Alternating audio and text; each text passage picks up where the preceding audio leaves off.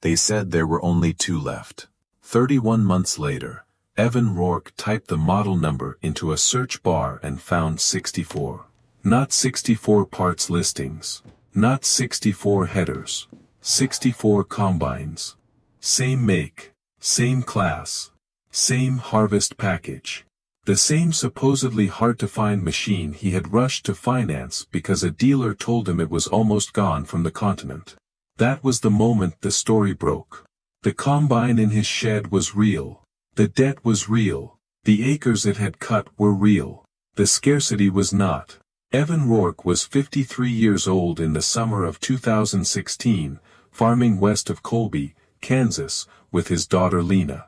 They worked a little over 3,100 acres of winter wheat, irrigated corn, and grain sorghum, on high plains ground, that could make a good year look solid and a bad year look personal. They were not a giant operation. They were not small enough to ignore machinery decisions either. One expensive mistake could sit inside the books for years. Evan handled the financing, the crop plans, and the machinery calls. Lena handled more and more of the field work, especially in planting and harvest, and she was better with screens, software, and online digging than he would ever pretend to be. Their main combine in 2016 was a 2010 John Deere S670 they had bought used in 2013. It was a good machine, not glamorous, not new, just useful. It had cut wheat, handled corn, and done the basic respectable work a farm asks of a combine when weather is turning and the bins are not empty yet. But by that summer, the expensive wear had started to collect. Separator hours were past 2,300. The clean grain system had already needed a major rebuild. The feeder house chain was wearing unevenly. And when the grain tank was full on a long pull, the hydrostatic response felt soft enough to make Evan think the same thought he had been avoiding for months. One more harvest. Maybe 2, then the decision stops being optional. So when the phone rang on Friday, August 12, 2016, and the caller ID showed Garden State Equipment in Hayes, Evan answered. The salesman was Trent Holloway. He knew Evan the way salesmen know reliable acreage, what he ran, how often he traded, what color of paint usually ended up in the yard. Trent skipped the pleasantries. He said he had a combine Evan needed to see that afternoon. Not next week, not after corn. That afternoon. Evan asked why. Trent said, quote, because if you're going to change machines before harvest, this is the one you don't get a second shot at. That line stuck. Not because Evan was easy to pressure, he wasn't. But because he had farmed long enough to know that sometimes the right used machine did show up at exactly the right moment and disappear just as fast. A harvest window does not wait for perfect certainty. By 3 o'clock, he was driving to Hayes, and sat on the back side of the lot, washed, angled, and gleaming like it already knew what job it was there to do. A 2015 John Deere S690. Low hours, wide body chassis, big grain tank, luxury cab, clean auger, cab glass bright enough to catch the whole gray Kansas sky. Trent let Evan walk around it first. Then he started building the case. More capacity than the S670. Better residue handling. Faster unload. Smoother monitoring. Cleaner sample in difficult corn. Useful points. All of them. But Evan was still doing the math that mattered. A bigger combine meant a bigger payment. A bigger insurance line. A bigger regret if he bought it for the wrong reason. Trent must have felt the hesitation, because that was when he shifted from features to scarcity. He said this S690 carried a specific late-run harvest package Deere had already changed going forward. He said crews liked this version because it paired a preferred driveline setup with grain handling hardware operators trusted. Then he lowered his voice just enough to make it land. According to a territory inventory sheet he had seen that morning, only 2 unsold machines in that exact configuration were left in North America. One was in front of Evan. The other was in Alberta and already being discussed. Evan asked if he was sure. Trent said he was as sure as a man could be without standing in the factory himself. Then came the number sheet. List price after preseason adjustment, $295,000. Trade allowance on the S670, $104,000. Net before taxes and fees, $191,000. 7 years, 4.2%. A payment a little over $2,700 a month. It was the biggest harvest equipment note Evan had ever looked at. But it was also just reasonable enough to survive the first round of self-justification. If the machine really was scarce, if the resale held stronger, if the added capacity saved downtime in wet corn, if the old combine was closer to a deep rebuild than he wanted to admit, then maybe the math worked. That night, back at the farm, Lena studied the sheet from across the kitchen table. Her first response was not excitement. It was a question. How do we know it's actually one of two? Evan gave the answer people give when they are already halfway sold. Because that's what the dealer was told. Lena asked if she should check auction sites, dealer inventories, anything online before Monday. Evan looked at the weather notes, the service file on the S670, the penciled payment math, and the pressure did exactly what pressure is built to do. It made verification feel risky. If we wait too long and it's real, we lose it, he said. The next Tuesday, he signed. The S690 rolled into the yard on August 19th, 12 days before their earliest corn came on. It looked enormous next to the older combine. Current, capable, expensive in a way that almost felt like progress. And for a while, everything visible seemed to prove he had been right. The 2016 corn harvest went smoothly. The machine fed cleanly. The sample looked good. The unload rate was faster. The cab was quieter. Lena liked the controls. Evan liked the way the machine held pace late in the day without feeling strained. In 2017, we cut faster than the year before. Later that season, they finished ahead of a storm front by 6 hours. That kind of result is dangerous in its own way, because when a machine works, the story attached to the purchase gets room to hide. If the S690 had been a lemon, Evan might have re-examined the deal immediately. But it was not a lemon. It was a very good combine. Useful machines can still be bad deals. By January of 2019, the payment had become background noise. Still there. Still real. But folded into the normal rhythm of operating notes, fuel, seed, crop insurance, and repairs. It was winter.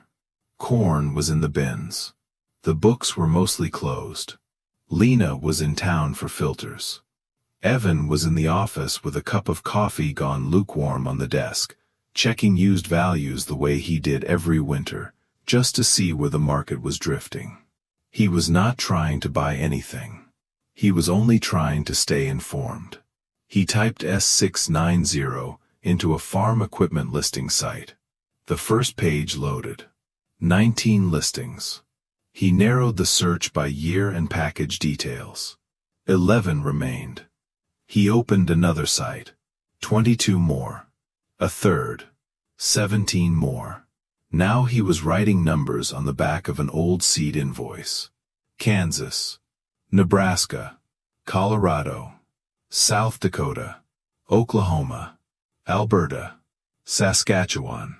Same class. Same age band. Comparable hours. Several with the same supposedly rare setup he had financed under pressure because it was supposed to be nearly gone. By the time Lena got back, he had 64 listings either printed or written down. She walked into the office, set the filters on the floor, and read his face before she looked at the screen. "What is it?" Evan turned the monitor toward her. For a long second, she said nothing. Then, very flatly, "So it wasn't one of two." No, it was not one of two. It was one of many.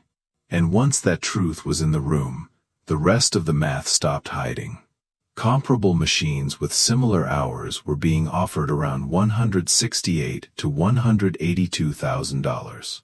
A few cleaner units were higher. A few rougher ones were lower. But none of the pricing supported the premium Evan had paid because he thought scarcity would protect the value. Even after normal depreciation, even with regional differences, even with dealer markup, he could see the hole. He had overpaid by roughly $58,000 before the combine had cut its first acre for him. Not because he misunderstood the machine. Not because it performed badly. The farm had no use for it. Because he had paid extra for urgency wearing the mask of rarity. He called Trent Holloway that same afternoon. Trent answered on the third ring.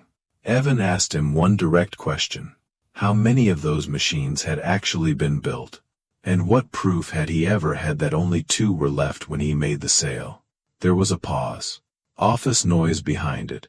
Then Trent started reaching for the language people use when an old pitch has curdled. He said the information had come through a territory channel. He said he believed it at the time. He said inventory snapshots changed fast. He said he no longer had the sheet. He said he could check with a regional representative if Evan wanted. Evan listened. And somewhere in the middle of that answer, the shape of the mistake changed. Whether Trent had invented the number, misread it, embellished it, or simply repeated it because it helped close the deal almost stopped mattering. The essential fact was smaller. And worse. Evan had never verified it. He had accepted scarcity because scarcity solved a problem for him. It made the payment feel strategic. It turned a frightening amount of money into a smart move made just in time. It let him believe he was not simply buying a better combine. He was securing something other operators would miss. That feeling had a price. And he had paid it. Lena never raised her voice. That was almost harder to live with. She sat in the doorway that evening with a yellow legal pad on her knee and helped him compare dealer asks, auction results, and sold histories until the pattern was impossible to argue with. Then she closed the pad and said, "Next time, we verify first." She did not say, "I told you so." She did not have to. After that winter, a quiet shift settled over the farm. Evan still made the final machinery calls, but Lena stepped into every large equipment conversation with a different job. She checked listings before dealership visits. She called neighboring operators. She asked for serial ranges, build sheets, and comparable sales. She did the verification work Evan had skipped because urgency had made research feel dangerous. And that, more than the loss itself, was the thing he kept thinking about. The scarcity had been false. The urgency had been expertly real. Not real because the machine would vanish forever if he took a breath.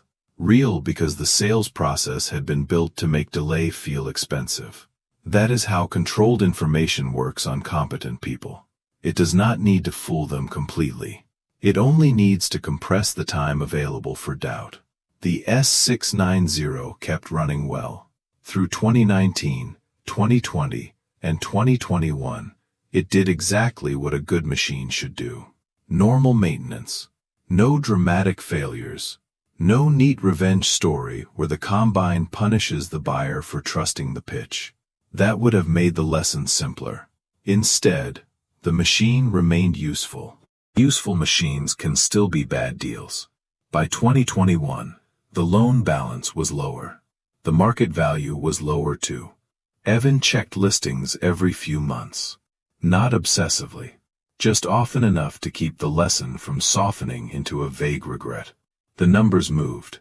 Grain moved. Dealer inventories tightened, then loosened. But the core truth never changed. The premium he had paid for supposed rarity was gone, because the rarity itself had never existed. In February of 2024, he finally traded the S690 toward a newer machine. The allowance came back at $133,000. He sat with that number for a long time. He had owned machines that depreciated harder. He had owned machines that held value better. That was not the part that stayed with him. What stayed with him was the invisible loss at the beginning. The money burned before the first acre. Money created not by wear, not by weather, not by breakdown, but by narrative. He had not bought the combine because it was the single best machine he could have bought for the money. He bought it because somebody convinced him that delay meant disappearance. That difference cost him $58,000. Evan is 60 now. Lena runs more of the operation than she did back then. They still farm the same ground west of Colby. They still use major brand equipment. They still walk dealer lots. Evan is not a bitter man. He still believes good dealers exist. He still believes timing matters in agriculture. He still believes there are moments when waiting too long costs you. But now, when someone tells him a machine is the last of its kind, or one of three, or a configuration that will never appear again, he does not argue. He asks for proof. Build sheet, inventory report, comparable sales, other listings, anything solid enough to survive a second question. If the proof comes, fine. If it does not, the urgency stays at the dealership where it belongs. He keeps one printed listing from the winter of 2019 folded in a drawer beside last year's crop insurance papers. Not because he enjoys reopening the wound. Because memory is lazy. Paper is not. The listing is for a 2015 S690 in Nebraska with similar hours and a lower asking price than the deal he signed in 2016. Every few months, he sees it there and remembers the shape of the mistake. The combine was real. The payment was real. The work it did was real. The scarcity was the fiction. And that fiction was the most expensive part of the machine. Evan Rourke did not lose $58,000 because he bought bad iron. He lost it because he let a story do the job verification should have done. Out on the high plains, weather can rush you. Harvest can rush you. A storm line can rush you. A failing gearbox can rush you. But a salesman's urgency is not a fact. It is a tool. And a tool only works if you let it into your hand.